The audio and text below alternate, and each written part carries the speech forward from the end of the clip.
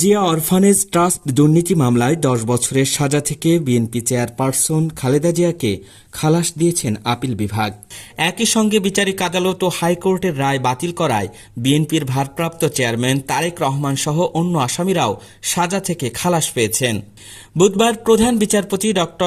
সৈয়দ রেফাত আহমেদ সহ আপিল বিভাগের ৫ বিচারপতি সর্বসম্মতিতে এই রায় ঘোষণা করেন।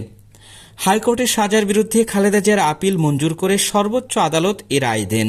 এই রায়ে আদালত বলেছেন, প্রতিহিংসার বশবর্তী হয়ে এই মামলা করা হয়েছিল।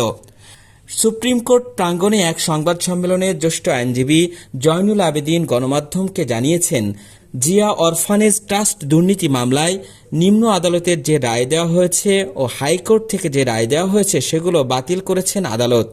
সেই সঙ্গে এই মামলায় যারা আপিল করতে পারেননি তারেক রহমান সহ সবাইকে খালাস দেওয়া হয়েছে।